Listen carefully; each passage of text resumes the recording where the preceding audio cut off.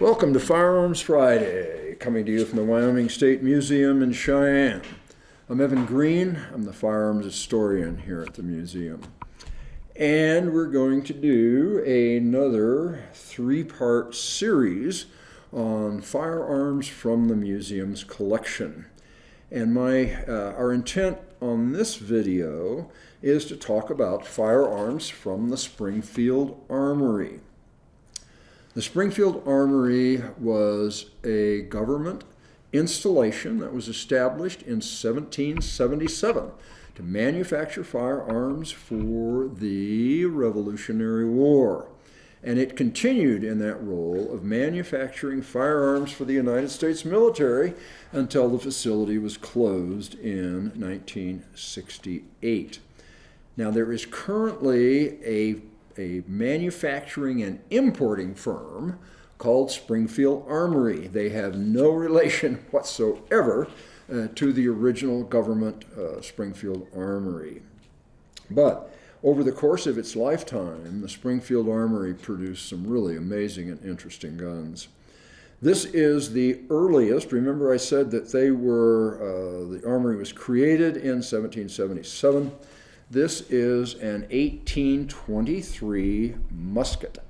And this musket was originally a flintlock and was converted to percussion probably about the time of the Civil War.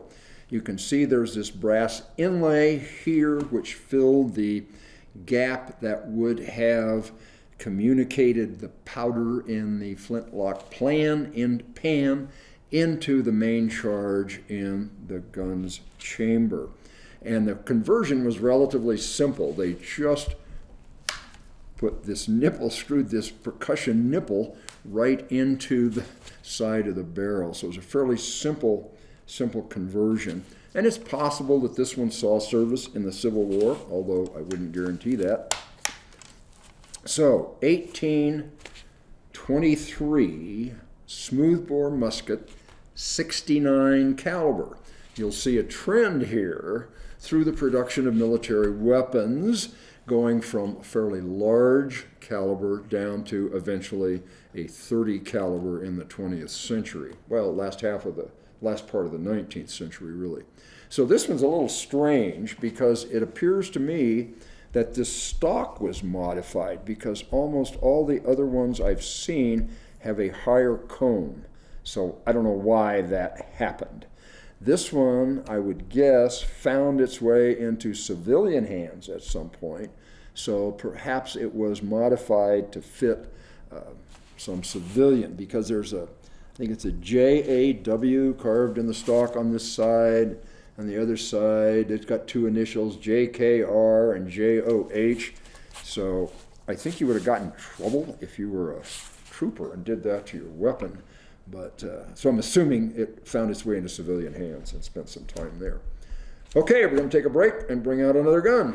This is a Springfield Armory model 1862, manufactured for the Civil War. It was manufactured as a percussion firearm. And it has the sling swivels, 3 barrel bands, cleaning rod or tamper on the end for loading it. And this was the Springfield model, like this, was the primary firearm used by the Union troops in the Civil War. It's a muzzleloader, so a competent soldier, even under stress, could get off 3 or 4 shots a minute with this particular firearm.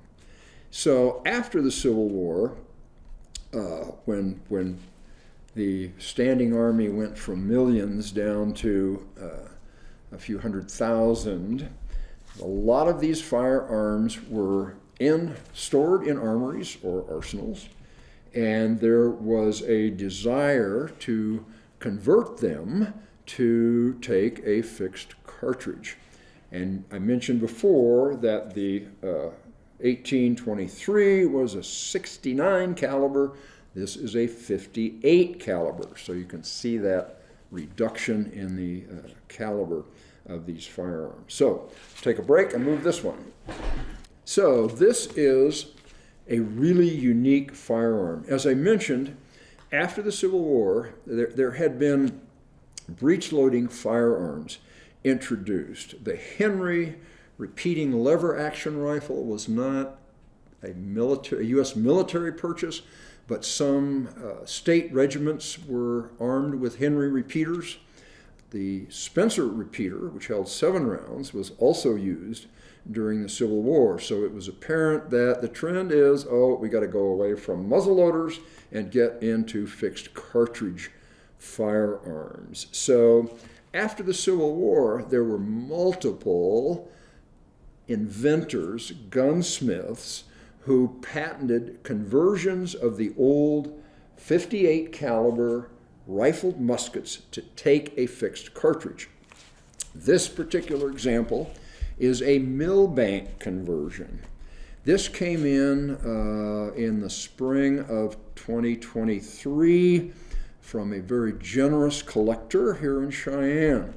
And I had a terrible time. I could not identify what kind of conversion this was. It is somewhat unique in that the conversion process involved merely cutting a section at the breech of the muzzle-loading rifle, cutting that section out and installing a replacement breech that would take a fixed cartridge. This one is kind of unique in how it operates. Come on, I may not be able to do this. There we go. So now you can insert a fixed cartridge into the chamber. And this was, remember the one we just saw, was a rifled firearm that took a .58 caliber charge. So the barrel is .58. This takes a .58 caliber rimfire cartridge. So again, I could not identify this. I think I'm fairly good at researching firearms. I could not find anything that resembled this until I found one on an auction site, a completed auction site. And I thought, well, there it is. So I actually called the guy who had listed that firearm on the auction site. And he said, I have no idea what it is. He said, I've never seen another one like it. Well, as it turns out, it was this gun that our generous collector purchased this at an online auction, put it in his collection, and eventually transferred it to us. And again, it's a Milbank conversion. Milbank was the designer and patent holder on this. We about exhausted our resources until I reached out to a fairly elite firearms collecting organization. They took it under wing and identified it as a Milbank conversion. And it may, in fact, be the only one in existence. So pretty unique. And hard to put a value on something that's one of a kind like this. For the right collector, it might be worth tens of thousands, but it is really a niche thing. If it filled a hole in somebody's collection, it sold at auction for a surprisingly small amount. But we're really grateful to have this as an example of one of the many patented conversions that were applied to Civil War firearms after the war. We're taking a break. This is the next in our series of conversions, and it is a more conventional conversion.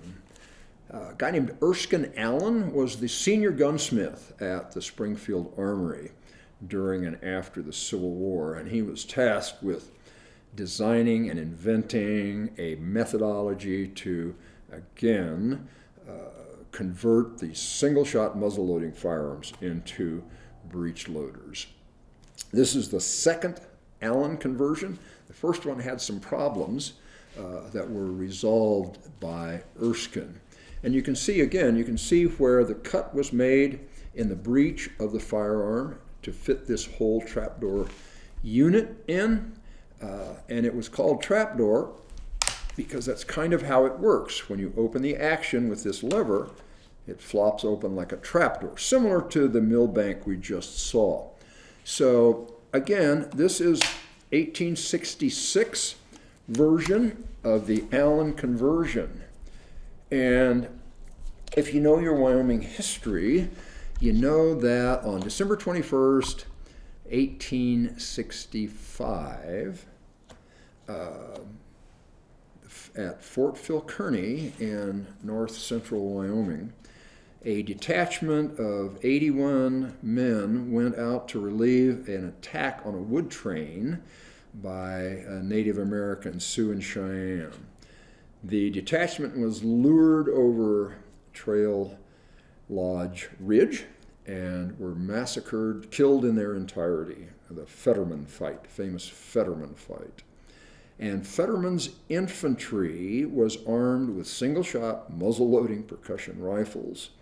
Grumman's cavalry had Spencer repeaters, and 2 of the civilians had Henry rifles, but all of that counted for very little in the final outcome of that fight. So basically, less than a year later, in the fall of 1866, these conversions, these Allen conversions, were issued to the troops at Fort Phil Kearny, and they were involved in 2 encounters with Native Americans in that year.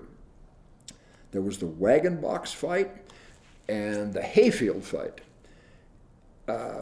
Fort Phil Kearny was cited by the commander, Henry Carrington, and he picked kind of a strange spot in that they had to travel a significant distance in order to acquire timber for building the fort, for building the buildings inside the fort, for cooking and heating purposes.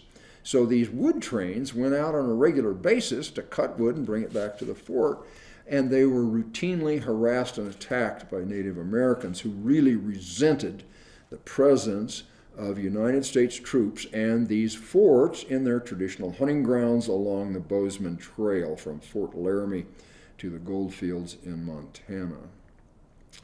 But the wagon box fight and the hayfield fight, the troopers had these Allen conversions, the 1866 Allen conversions. And again, we talked about the decline in the caliber. These were caliber 50-70, so now we're talking about a 50 caliber rifle. So again, Native Americans accustomed, as we saw with the Colt Patterson in a previous video, they were accustomed to either civilians or military personnel having a single-shot firearm that took a significant amount of time to reload. So after the first volley from the defenders at both the wagon box and the hayfield fight, the Native Americans charged fully into the face of breech-loading cartridge firearms. So again, this was the turning factor in both of those fights against overwhelming odds. Really, there were 30 to 40 men in both of those fights on the defensive side, and reportedly hundreds, if not thousands, of Native Americans on the attack. So, difficult lesson to learn, but that's the number 2, second Allen conversion. Kind of a neat gun. This one's in really good shape. Interesting firearm with a great history. So that's the end of our first session on Springfield Armory firearms.